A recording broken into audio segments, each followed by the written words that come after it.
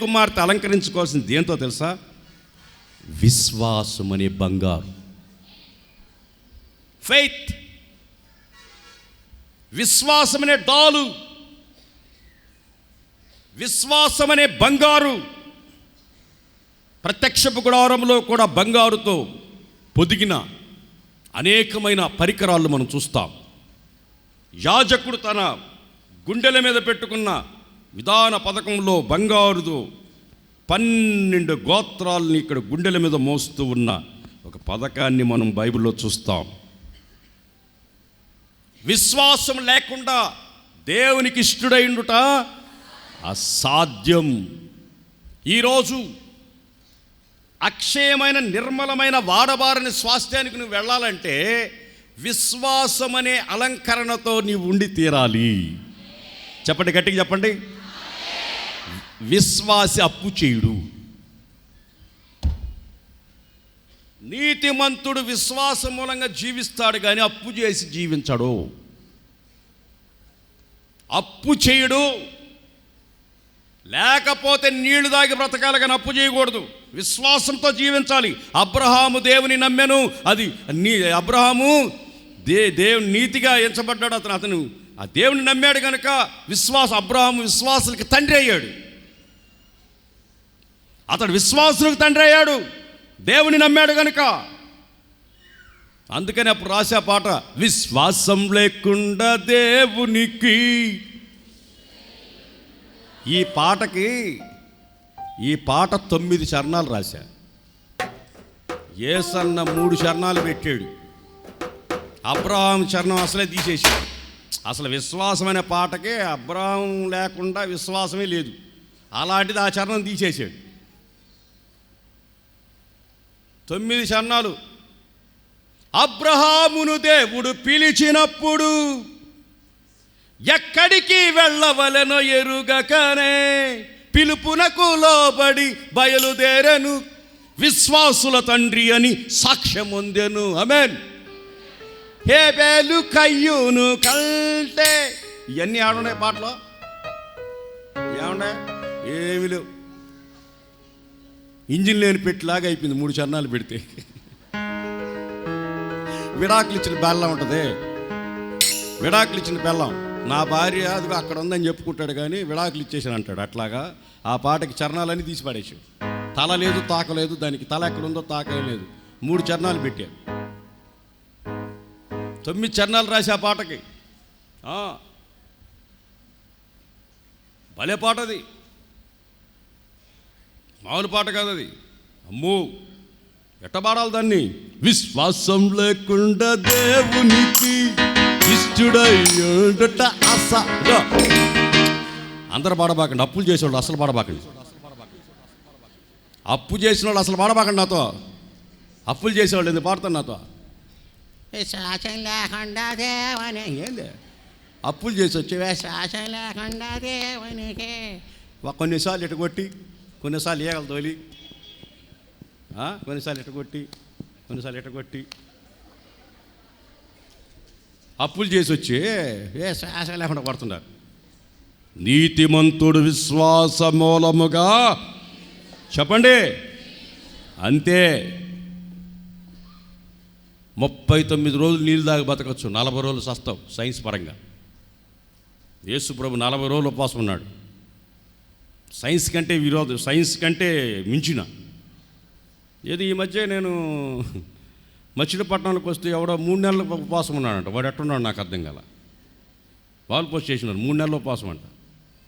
ఎన్ని జొన్న రొట్టెలు తిన్నాడో, ఎన్ని అరటిపండ్లు తిన్నాడో, ఎన్ని పాలు తాగాడో ఏమో.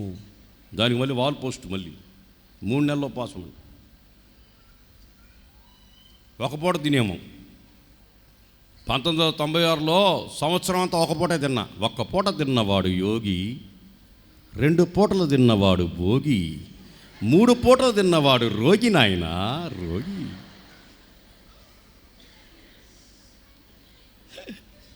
మూడు పూటలు తిన్నవాడు రోగి, 2 పూటలు తిన్నవాడు భోగి. సుఖంగా ఉండాలనుకుంటూ 2 పూటలు తింటాడు. యోగంలో ఉన్నవాడు 1 పూటే తింటాడు. ప్రియమైన దేవుని బిడ్డలారా, అప్పులు చేయకూడదు. అన్నం లేకపోతే ప్రార్థన చేయాలంతే, దేవుడిస్తాడు. ఆమెన్. గట్టిగా చెప్పు. నువ్వు దేంతో అలంకరించుకోవాలి చెప్పండి? దేంతో? ఫైత్, విశ్వాసముతో అలంకరించుకోవాలి. నువ్వెవరు? ఉండమ్మా, నువ్వు వెండి వెండి అంటావు ఇందాక నుంచే. బంగారు అంగడి వెండి అంగడి పెట్టినట్టున్నావు నువ్వు. నేను ఇంకా బంగారు గురించే చెప్పలా, వెండి వెండి వెండి అంటాను ఇందాక నుంచి. ఇప్పుడు వెండిని గురించి చెప్పాలనేమో మొత్తానికి. బంగారే తెగల ఇక్కడ.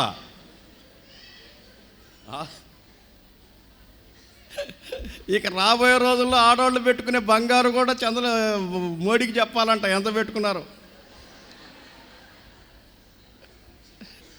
వేయండి ఓట్లు, పరిగెత్తుకోపోయే వేయండి.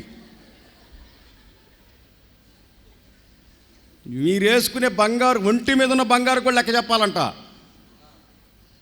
ఒంటి మీద ఉన్న బంగారు కూడా లెక్క చెప్పాలంట. మనం వేసుకున్న బంగారు సిబిఐ వాళ్ళు వచ్చినా కానీ కనిపెట్టలేరు.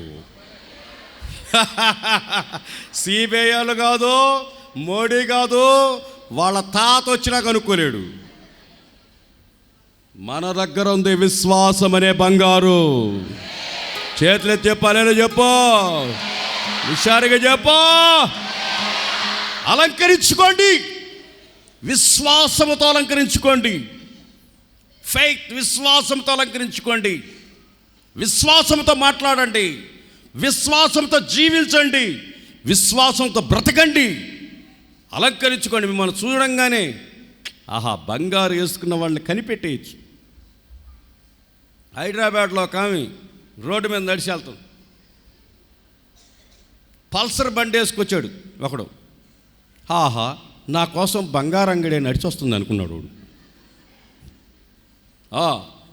బడలో ఉన్న చైను 8 సవర్లు, శాంతాడో లేకపోతే చైను 8 సవర్ల చైను మెడలో వేసుకొని రోడ్డు మీద వస్తూ ఉంది.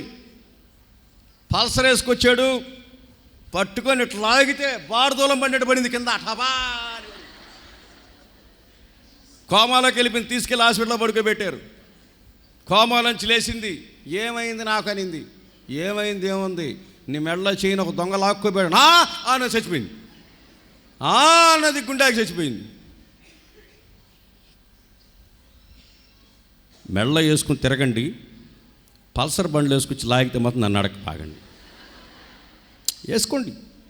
హోసన్నా మందిరం పాస్టర్ ఫ్రెడీ పాల్ గారు వచ్చారు, వేసుకోవద్దు అని చెప్పాడు అని మీరు ఎవరికైనా చెప్పారు. వేసుకొని నడవండి, బంగారంగల్లాగా నడవండి. రోడ్డు మీద పల్సర్ బండ్లు వస్తాయి. నిన్ను ఎవరో పిలుస్తున్నారు అటు, నువ్వు తిరగతావు, అంతే లాగుతాడు.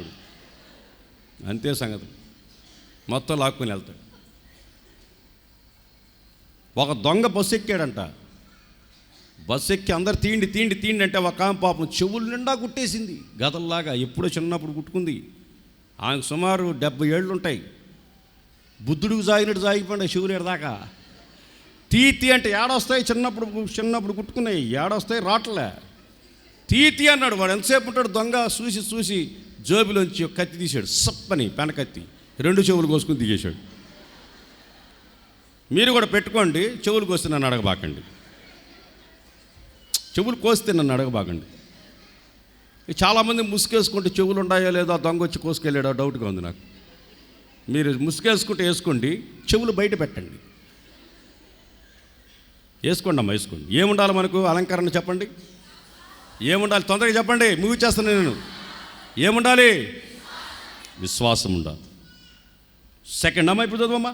ఏందమ్మా అది? ఇప్పుడు చదువు. వెండి అంగడి పెట్టు. వెండితో అలంకరించుకోవాలి. వెండి ఎక్కువ స్త్రీలు గజ్జెలు తయారు చేయించుకుంటారు, కాళ్ళకి గజ్జెలు తయారు చేసుకుంటారు. నడుస్తూ ఉంటే గల్ గల్ గల్ గల్ అన్నాడు. ఇంతకీ భర్త భార్యకి కాళ్ళకి గజ్జెలు ఎందుకు వేస్తాడు తెలుసా? తెలుసా? తెలుసా? భార్య మీద అనుమానంతో. భార్య మీద అనుమానంతోనే కాళ్ళకి గజ్జలు వేసేది వాడు. చేతులకు గాజులు వేసేది కూడా అందుకే. దొంగ ఎద్దుకి మెడలో గంట ఎందుకు కడతారు? దొంగ ఎద్దుకి మెడలో గంట ఎందుకు కడతారు? పొలం మధ్యలోకి వెళ్ళి తింటుంటారు దొంగది. ఆ శబ్దానికి ఆడుంది పట్టుకోదాన్ని, పట్టుకోరా దాన్ని లాక్కొస్తారు. కాళ్ళకి గజ్జెలు, చేతికి గాజులు ఎందుకు వేస్తారంటే భర్తలకి భార్యల మీద అనుమానం.